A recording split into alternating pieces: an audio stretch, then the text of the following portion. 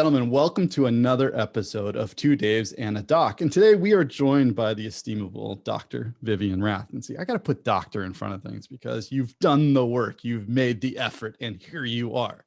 Colin doesn't like it because, you know, he's just this anti-academic kind of guy. But all that to be said, Vivian, it is an absolute honor to have you on with us today. And so with that being said, let's get a little bit of information on who you are, what you've done, and what you're planning on doing on this great planet of ours. Thank you very much, Dave. Yeah, I have to agree with Colin. I sometimes feel a little bit uncomfortable with that doctor title. I've been so used to Vivian. I think Vivian will do just fine, or even Viv to my friends, if I have any friends, that is. But I have just completed my PhD on the social engagement experiences of disabled students in higher education in Ireland. And I can tell you guys, it is such a weight and relief to be finished at this point. But what is more exciting is the journey I'm now on to get that research out there and to inform people about it and to try and bring about change. And my research was focused on the experiences of disabled students in higher education. And from a literature review and from my own experiences, I soon became aware that there was very little research on the social engagement of disabled students, and in actual fact, there was no published research in Ireland on it. So I'm the kind of person that really believes in the importance of that wider experience in college, and that outside of the academic of being able to develop those transferable skills, and also just to practice some of what you may have learned. But critical to that, I had 4 questions and around that. What are the barriers and enablers to that experience and engagement? What are disabled students' sense of belonging within their higher education? And also, of course, then the last 2 questions focused on the national and institutional policy and practice and how that enables or the opposite, their social engagement.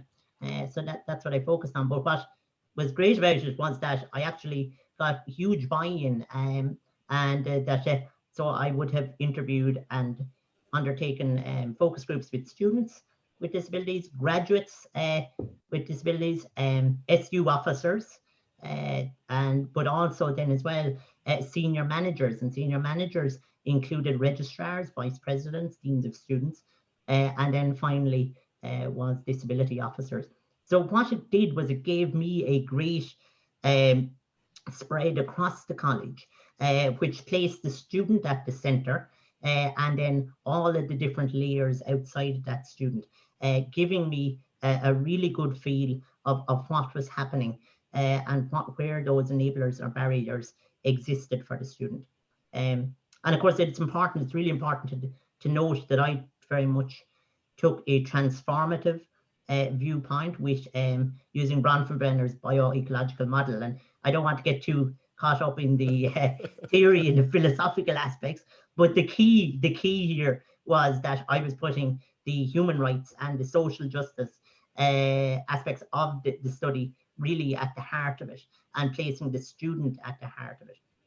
So there was, at this point now, that it's about trying to implement some changes, and the results have been really interesting from that, in terms of that. But although almost all students identified that they had a social engagement experience, almost all of them identified that they face barriers to this.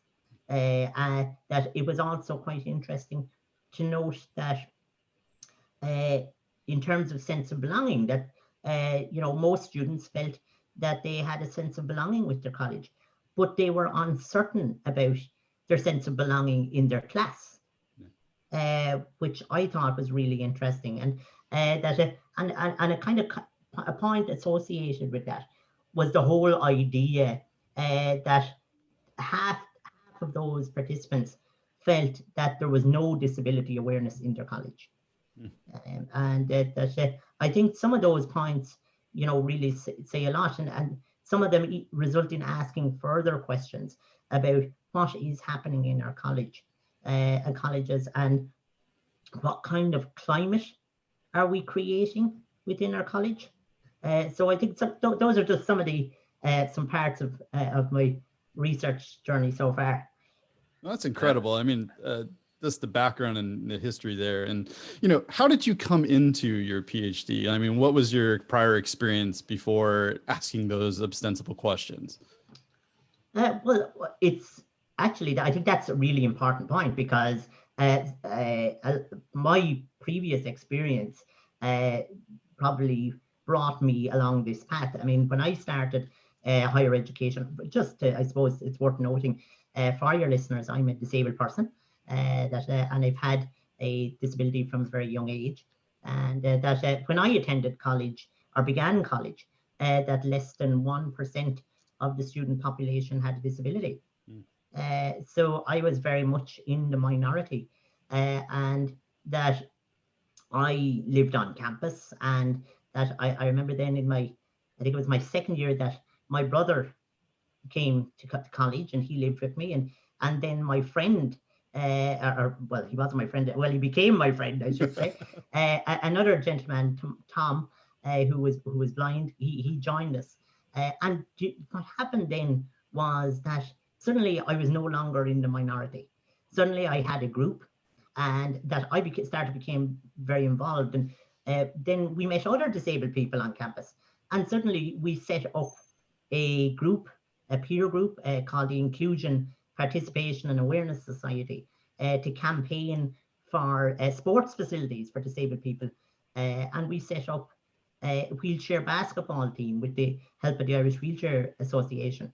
And so, but it was through that then that, I developed connections, friends. Those barriers didn't seem to be as big a problem. They still existed. But despite the fact of all our campaigning and work we did, there were still many people who, with significant disabilities or other kinds of disabilities, who actually still couldn't socially engage. And it was after I did I should say I did a degree in pharmacology, and I didn't have much time for socializing, so my lab work may have suffered a little bit, but hey, then I went on to do a master's in management in Smurfit, and it was during that I did my dissertation on the employment of graduates with disabilities. And what I learned from that research was that what disabled graduates were saying was that when they went to interview, that they actually didn't have those extra things to talk about on their CV. So they didn't have that involvement in clubs or societies. They didn't have that work experience to talk about. And they found that a real barrier to entry. And what employers were saying, well, these students are only doing their degree. And, often, or in some cases, that those students were they were, like myself, a 2-1 degree, maybe because of extra barriers and whatever. And so there wasn't extra additions to add to that CV. So so it soon became apparent to me that this, was an issue, and it was something that I really wanted to get into. And so yeah, I applied to Trinity College Dublin to do a PhD in the area. It's fascinating, and honestly, one of the things that impressed me even in the last week was the fact that you've managed, out of your PhD, to condense it into an article that you've published recently that is accessible and understandable for everyone on the far side of it. So it's something that I would recommend everyone going and having a read through it, because you talk about your experience going through there and those pieces, which I think, a lot of people coming out of a PhD don't or can't do. They can't really, in simple terms, explain what the impact has been and what you've learned out the far side of it. So I think that's a really useful piece for people to go back and have a look at some of those elements. And I think, we have a lot of people here who are going through the PhD process who might not be familiar with the different disability services and elements that come with universities, because it isn't, I suppose, in their vision at that moment in time. But one of the things that might be useful for anyone listening to this and who is kind of curious about it, even in terms of a wider picture, is even maybe to give some context around this sector within Ireland, some of the challenges that are here. And it might be good to start off with the ratification for the UN Convention for the Rights of Persons with People with Disabilities, because I think that's an area that even externally to all this that you're involved with too. So if you could give us just a little bit of a framing around that, it'd be super. Absolutely, David. Can I just, one little point I'd like to make there, you mentioned about discussing my own experience, right? And in terms of PhDs, I think you're right there. It's really, it can be hard for people who have either done or are doing their PhD to bring in their own experience, because they're often afraid. You're afraid that it's going to be seen as impacting upon the results, or it's impacting upon people's view of what you're doing, and that people might consider, you're some way biased. But I think it's better to call that out, and to recognize it. And during my PhD process, that was something that I would have done a lot, is reflecting on that and writing about that, and recognizing it, because it's just not possible to take the person out of the research, and that is really important to acknowledge that. And it takes a lot of time, and I'm not even like, I've been doing my PhD forever, but I still haven't gotten that right yet. But I've something I'm working on, and trying not to be afraid of. And I think sometimes you have to ask yourself the question, well, what am I trying to achieve here? And what I want to do is I want to bring about change with my results. I want disabled students in higher education to have the same social engagement opportunities as every other student. In actual fact, I want to see that across all of society, because this is a major barrier across society. But so how do I do that? Well, then you have to look at that, and you have to say, well, I was part of this research. How did I come to that research? And then try and convey that across. So I'd say to any PhD student out there, recognize it, call it out, write about it, and get it down on paper. And I think don't be afraid to do that, because it has to come back to what you want to achieve from this, and moving forward from that. So I think that's an important point to know. That's a super important point in that, because I think the distinction that we found is most of the people that we've had, yourself included now on as guests with us, have done, impact work that means something beyond academia or beyond isolation. So, you know what I mean? It's inherently all of us on this call, and most of the guests we've had, they want a greater impact than just research or a publication or a PhD. They want to leave lasting work. So in that case, it's an awful lot easier, you could say, for us to do that, because we have a greater, a more meaningful North Star kind of to aim towards, for want of a better kind of descriptor. But I think you're dead right, that the fact is everyone has biases. Anyone that tells you they don't have an inherent bias towards a topic is lying to you. You know what I mean? You can't be biased. You can't be doubly biased, but you can't kind of hide it. You're right. You need to recognize it. If you're doing a traditional scientific PhD where you're doing sub-work of someone else's sub-work of some research group sub-work, that's perfectly fine. That's the scientific process. But recognize, as you said, your biases, your leanings towards it. And then if you're doing impact-led research, those biases could be huge advantages as well. So I'd agree with it in 100%. Like, we're very similar. Our work is all different, but our motivation behind it is to leave lasting improvement for not just ourselves, but for other people in general. So that's kind of important to do it, and it's very important. And that's why when we've seen it as well, the fact that now access and disability and all has been included in the United Nations Charter in particular is now so impactful, because it gives it a much loftier position than it had before. So it can hopefully, well, you know more about it than me, so maybe if you want to tell us. Yeah, sorry, David. I got you weren't getting away with it. I was coming back to you. Don't worry. Sidetracked. The Irish, the international Human Rights and Equality Committee have now established here in Ireland a Disability Advisory Committee for the purposes of monitoring the implementation of the United Nations Convention on the Rights of Persons with Disabilities. And that it was ratified here in Ireland, one of the last countries in Europe, by the way.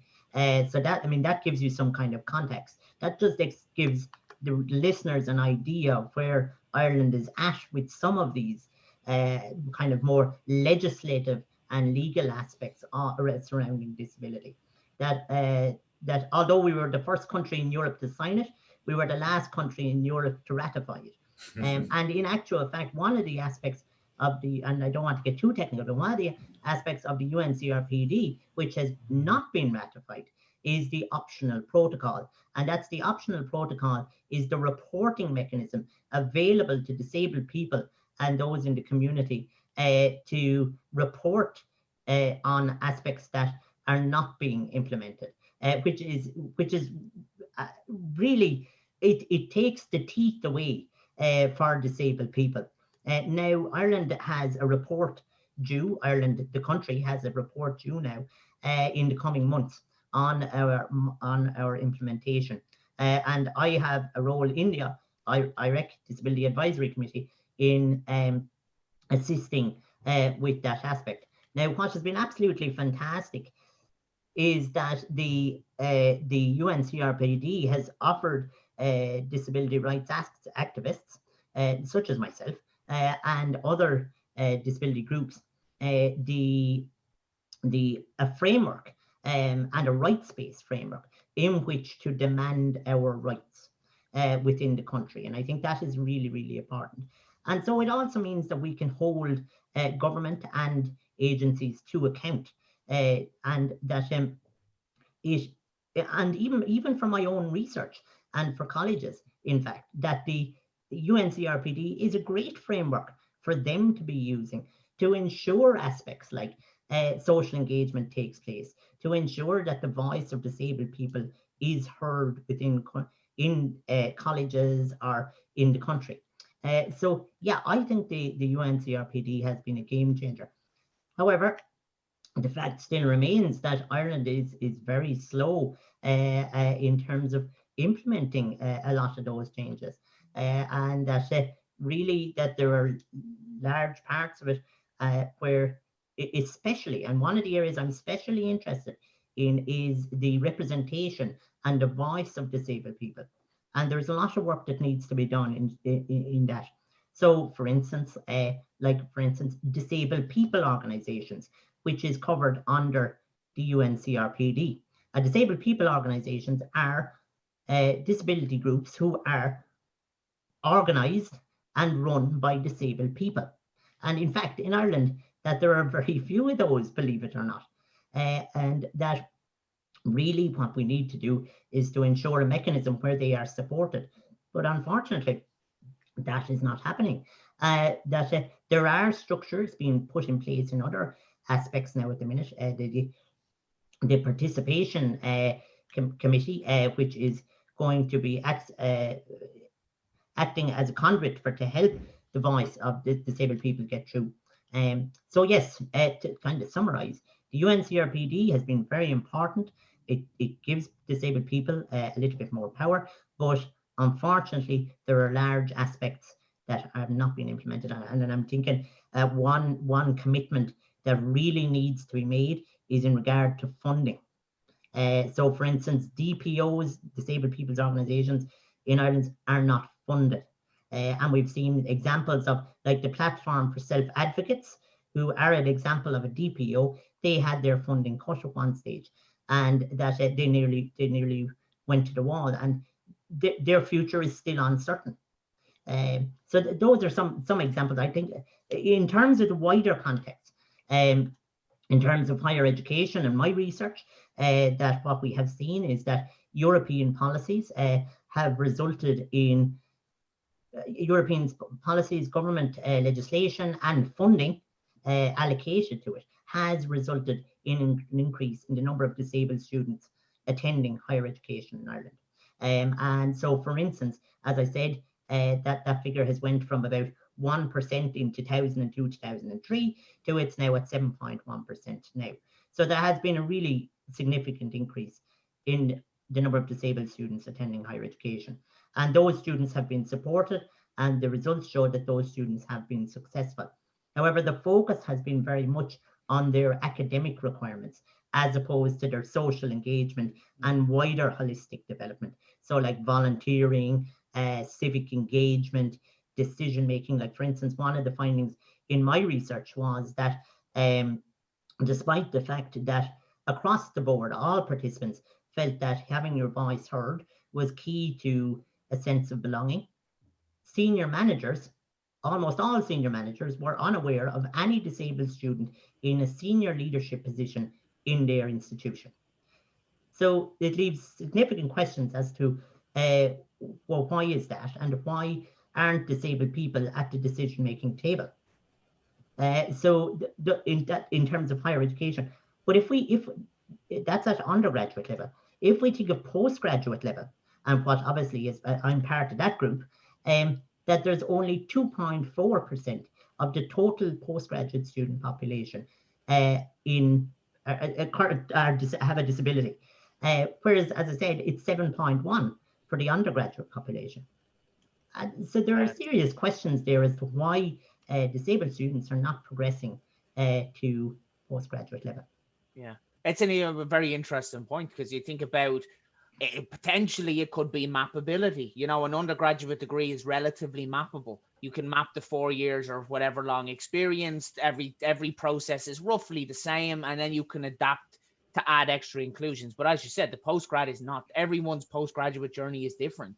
You know, master's program structured maybe get away a little bit, but anything research masters or particularly into PhD level, they're completely unique and completely kind of one of a kind. So that's no reason at all. But then again, you also have elements of, you know, a thesis or a PhD program is traditional. You know, you follow the same rules as before. You replicate what was done by people before you. And that process or model does not fit wider inclusion in general. You know, everyone's experience is completely different. So just even to map your own thesis research around the social inclusion and activity, that could probably map for everything bar the actual academic studying part of a postdoctoral, you know, whether it's specific access requirements, whether it's specific travel requirements, whatever it may be. So did you see similarity in your own kind of research focusing on the social? Did you see similar issues or requirements in other areas of that postdoctoral process or postgraduate process, sorry, you know, outside the academic structure? Yeah, so okay, so in terms of the postgraduate aspect, obviously I can speak to my own direct experience. Now, my just to be clear, my research didn't focus on postgrads, but I can talk about my own experience, and also I can talk about in terms of in Trinity College Dublin, we myself and a number of others established a forum for staff PhD students with disabilities, and that I understand it's one of the only such currently in the country, and I think that is in itself is recognition of the fact that there isn't a wider understanding maybe of what needs to happen. And that what I learned, we'll talk about my own experience, was that I started my PhD in 2012 and I developed chronic uncontrolled asthma. And as a result, my whole journey took that bit longer, and that it was characterized by, as you say, a very untraditional journey, which required significant resilience on my part, but also it required a lot of understanding and awareness on the part of the college. Now, I was extremely lucky. I had a supervisor in Professor Michael Shevlin, who has an awareness about disability, and he was able to support me through that. He had empathy, he had understanding, and he was able to advise me of the supports. And one of the key things that he would have done was that he linked me in with other postgraduate students with disabilities, which in itself was really a support and a help. But in terms of barriers to undertaking that journey, that one of the ones, of course, is around funding. And that many of the funding processes are not disability proofed. And they make requirements like, for instance, you'll get we'll say, for instance, a stipend of 16,000. And I've currently read a thread recently on Twitter where that prohibited somebody getting the access to their disability allowance. And and I also, in terms of another example, would be that in terms of those funding applications, you may be expected to undertake certain amount of teaching hours or lecturing hours. And that may not be possible if you have a chronic illness and you're just trying to get your PhD done. So there's an example straight away of a system that hasn't been developed to suit the needs of all of its users. I think as well, a real barrier that I would have found is the whole publish or die attitude. And as a person who had many bouts of illness, I spent 3 months in the National Rehabilitation Hospital at one stage, that just getting my PhD work done was a challenge, let alone trying to write journal articles. But then there was no support there within the college around helping me to overcome that obstacle. Now, my supervisor was certainly a great help, but I'm just saying in the wider college. And you see, we can't have a situation where you end up dependent on, one individual, or you could be lucky to happen on that one individual. I was lucky. But so many other people are not. So there's a lack of awareness. And that lack of awareness and recognition that disabled students at postgraduate level are facing a range of barriers as a result of the fact that there hasn't been a culture of disabled people in academia or at postgraduate and research study level.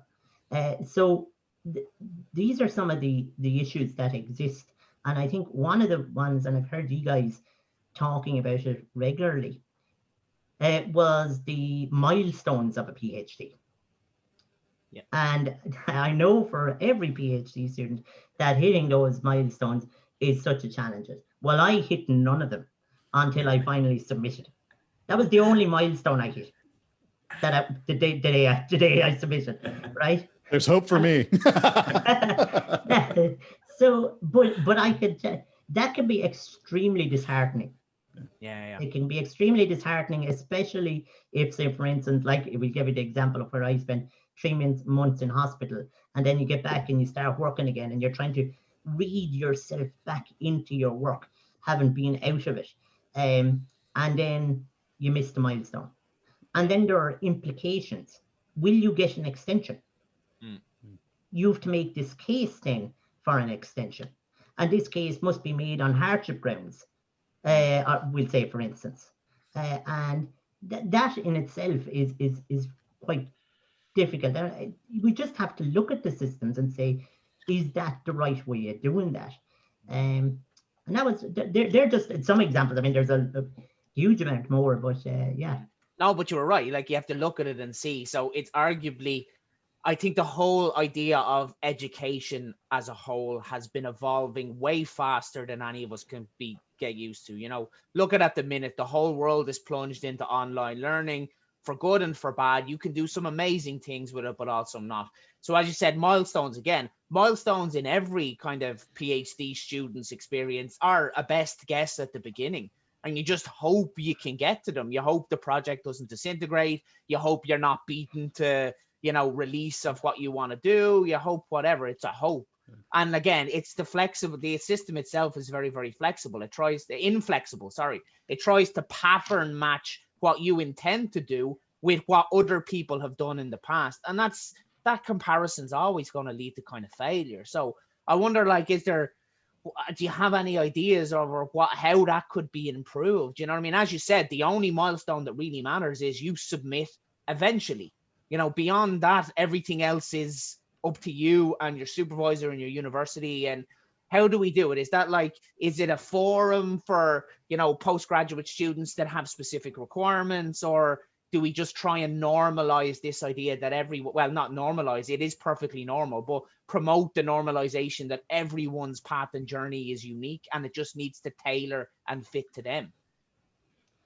I think, yeah, absolutely.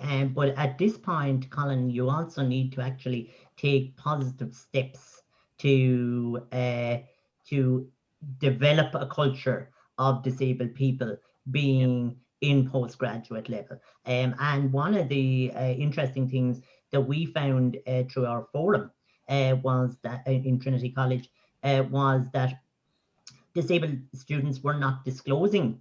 Some disabled students were at postgraduate level weren't disclosing their disability. And that is because of perceptions in academia and fears around that. And so there needs to be a number of steps. There's for instance, I think one simple one is to have role models. We need to start, the colleges and the higher education system need to actually develop some role models at postgraduate level to identify that this can be done, and this is how this student did it, and their journey was an atypical journey as for them, that it didn't kind of it didn't go maybe as they would have liked or whatever, but also I think there needs to be other aspects as well. For instance, that I think we need to establish a quota that within higher education for the progression of postgraduate students, because now I know that not everybody is in favor of the quota mechanism, and I accept that, but I do think it does help to focus minds and hearts, and that if we could do that, I think that would be assistance. And I think that we need to start to recognize that yes, we have made gains at undergraduate level, but we now need to establish the quotas and make those gains at postgraduate level. But I also think needs to be done, we need to establish something like the 1916 bursary scheme, which is currently in operation in higher education, which provides funding for specific students or specific student initiatives to encourage and encourage their participation, but also to promote their engagement and give them opportunities. So for instance, that there will be specific bursaries for disabled students at postgraduate or research level, which would give an exact a funding system and scheme that could act as a template for other colleges. And I think that would be helpful for them. Another example perhaps is in terms of the we have Athena Swan there instead currently in relation to gender quotas within the college system. Let's widen that out. Let's include disabled staff in that. You know, one of the findings of my research on the social engagement of disabled students was around that disabled students like to see disabled staff and other disabled students in the college. Yeah. They wanted to be able to speak to someone who actually knew what they were talking about in terms of experience. And I think that would also apply to postgraduate level. Wouldn't it be lovely to see more academic staff with disabilities who, you know, that people can go to and look to for guidance and advice. But and just to kind of finish up on this point was that I think as well, you mentioned about peer groups. We have found our peer group in Trinity has been very helpful and has really, we have now established a full structure in Trinity. So we have now their first GSU disability officer. There hadn't been one before. We now have a fourth level postgraduate disability officer in the college. That we now have a staff PhD disability subcommittee of our equality committee. So what we have provided is a structure from our forum to the GSU to the disability support services and right up to college board level through the equality committee. So I think that's really, really important as well. Excellent. So kind of an awful lot of like representation, you know, and the quota system. It's funny you mentioned, I know an awful lot of people don't like the quota system, but yeah. I heard it explained extremely well to me at a Women in Technology event in Boston. I think it was Sheryl Sandberg said it. It was something like, imagine it as a pendulum. when the pendulum is out of whack, you need to give it an awful big push to get it back balanced again, but it naturally has to overswing before it can come back into balance again. And that's what she described the quota system like, and it made perfect sense to me. If we want to get balance and equality in all of our activities, it is going to have to overswing for a certain, portion in the beginning, and that's perfectly fine. That's the way it has to be. And in an ideal world, it'll all balance out equitably in the future. We just fingers crossed and hope it will. If it doesn't, we give it another whack to rebalance if need be. Yeah, we talk about forcing functions all the time, right? So Colin, you had mentioned normalization. It's actually not a dirty word, because there has to be that forcing function that says, listen, we've done things so pedantically wrong for so many years that there has to be this kind of movement, and it has to sometimes be done at the end of a goat prod, if you will. Like, hey, administration, academia, you need to get moving and go this direction. You want it to become not another thought. It just becomes part and parcel of what you do. But in order to get to that place, we saw this with the social unrest this year around the world, this foment that says this action happened, this is what's going to happen as a consequence to this, and good or bad, right? But that was a forcing function that hopefully moves these things along. So Vivian, the stuff that you're doing through this process, your research, is part of that forcing function in a positive direction to say, yeah, let's push that pendulum and let's get that going in the right direction. Quotas aren't bad. They're a rubric that we need to measure ourselves by, because it brings this, diversity to our academic pool. And I want to learn from folks that are way different than I am, because that enlarged my worldview. So. Exactly. And then you mentioned peer mentoring, which I think is one of the most important aspects of it. Is I came from a non-standard path in the case of I'd not really known anyone in my larger family that had went to third level university. So I came in as a access student on the UCD Access program, which I'm an undying fan of. And I remember something as simple as we had a on-campus orientation the week before university started. And there was other people like me that had no connection to third level. We got a week before everyone else just to work out how things work, how you use the library, where all the buildings were. And that was transformational. All of us then, it was our first time on a university campus. We were unfamiliar with it. I didn't know the words, the terminology. And those were led by peer leaders. So people that had done it previously. So whenever you look and see somebody that's like you, however you want to see them as like you, it just normalizes and realizes it in your head. So yeah, all of them points I think are super, super interesting. Now, I know you're aware that you have some questions for us you wanted to hit us with. I don't want to miss those questions. I think on this as well, Vivian, before you go into those questions, or while you're going into those questions, I think it's probably worth, just letting people kind of know and acknowledging that, that ableism is still, alive and kicking. And I don't think it's something that we should pass over, when we're having an opportunity to have this discussion as well. And having open and frank discussions about these topics, I think, should be welcomed, within these spaces, because I think at times, I was even at some events. I was actually at an event that, we mentioned Gary Carney just before this, as we were chatting, and Gary was on a panel that we were running, and someone in the audience actually just, asked the question about, and directed it at Gary about, how do I talk to someone who has a disability, was how it was phrased, and there, although the question and everything was quite a little bit shocking in a sense, Gary, I think, valued the fact that that person had the guts to ask it in the first place, although, it shouldn't have had to be asked. So I think it's quite interesting to have conversations around that. And I don't know about your experience within that space, and what you would recommend to try and start to break that down and disintegrate it, and try and push ahead and just move on past all of that nonsense. Yeah, and I think David, that I think one aspect of that conversation part is that the current environment that we now all live in and inhabit is not really, is sometimes not that helpful in terms of having those kind of conversations and asking those kind of questions, because it can be a little hostile, it's a bit polar, and it can make those conversations a little difficult. I welcome those conversations. I welcome, and I would always say that I am not an expert on disability. I'm only an expert on my own disability. And I am not an expert on everything relation to human rights, and I want to learn more. And sometimes I say stupid things because I didn't know any different. And yeah, no, and look, We all do. Yeah. But the current environment can be so hostile to that that it makes it more difficult.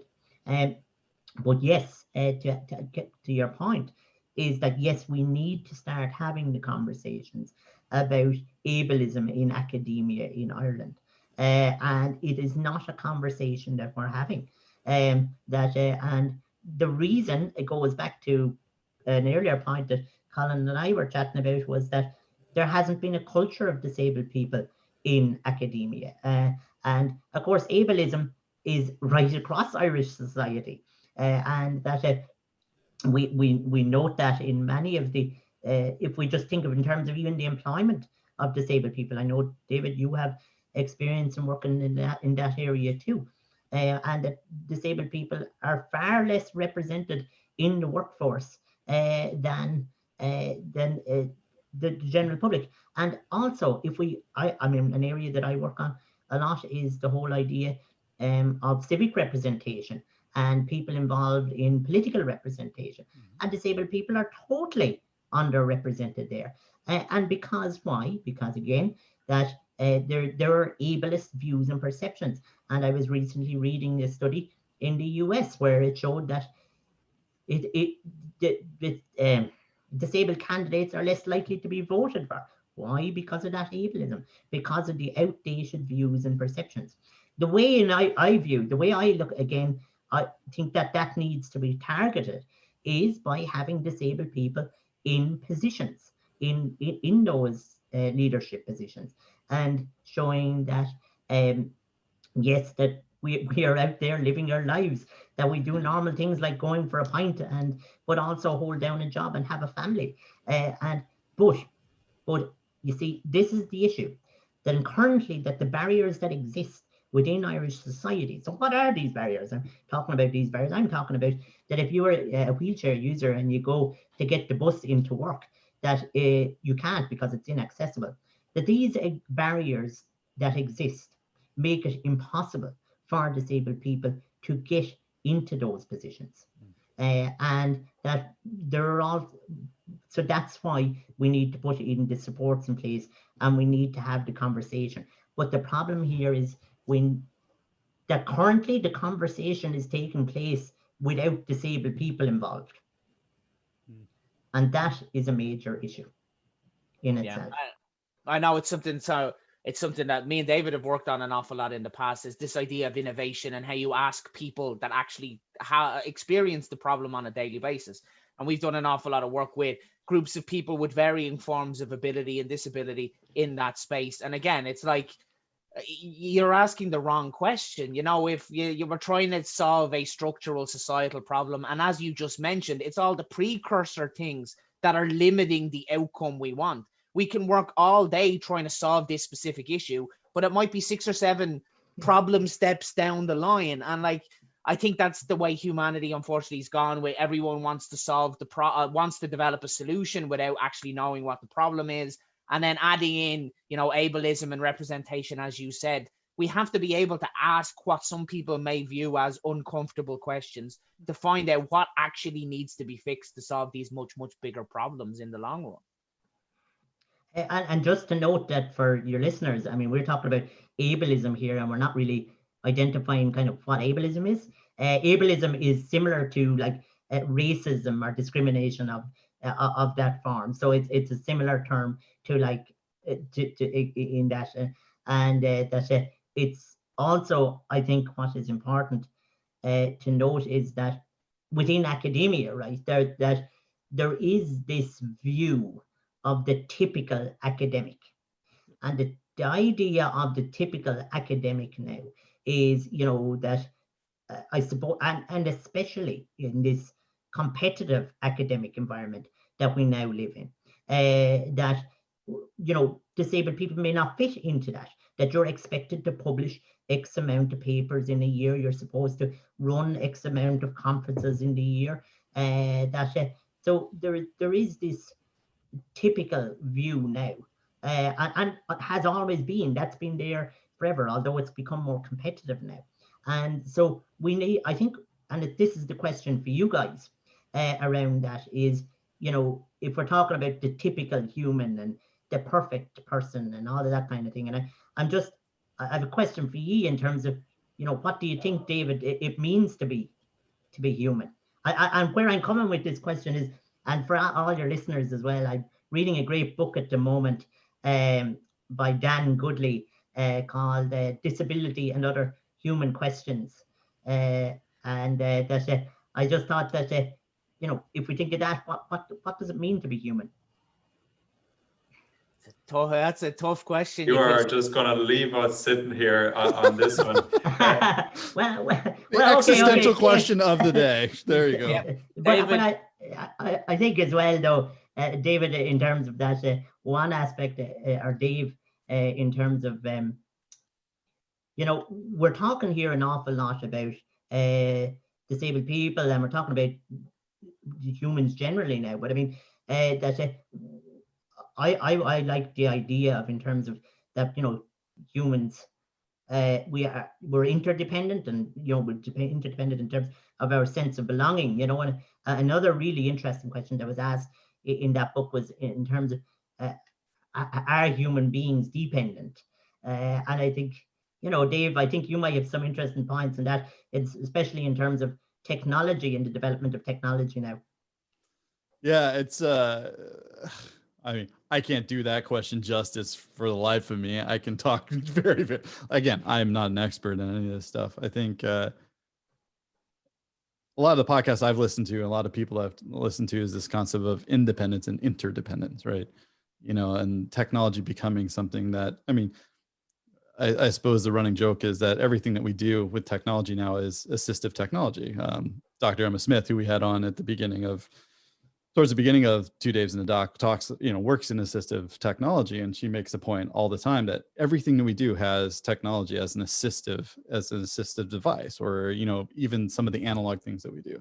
So there's this natural interdependence that we have now on technology and what it means to enjoy society and what it means to do things, right? The fact that we're having this conversation, I'm dependent on technology to have intentional community with you, Vivian, with Colin, with David, right? All these little things come together. And so I know I'm wandering afar afield of the actual question here, but I think what we do, you know, especially from a lot of even some of the work that my company does during the day, is that we try to build things that are useful to humans, whether they be named as such or they ultimately fulfill that purpose, right? You know, what we want to do is enable human progress in one way, shape, or form, whether it be through, you know, just something that you never see, you know, these back-end data centers or whatever gets going, or the things that you use on a day-to-day basis, like laptops or like computing devices, or things that help augment your reality to make them better. So that's the only answer I can give you right now without sitting down and having to think. But I think on this, and I think Dave, you might be touching on this as well. Like from my side, I think it's all about choice.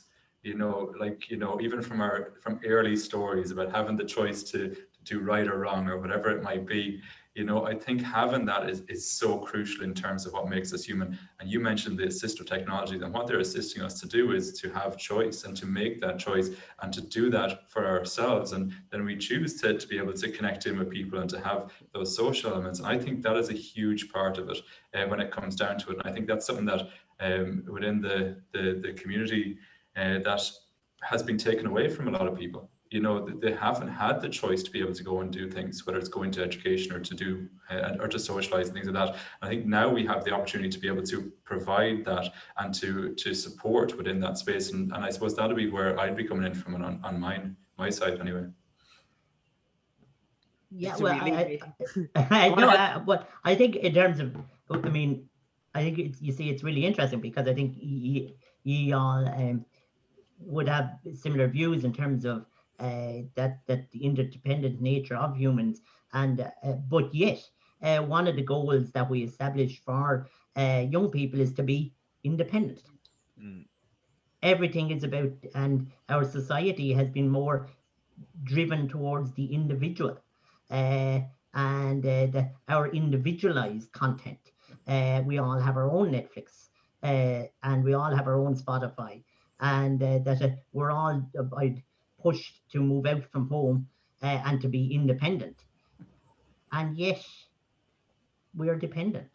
Yeah.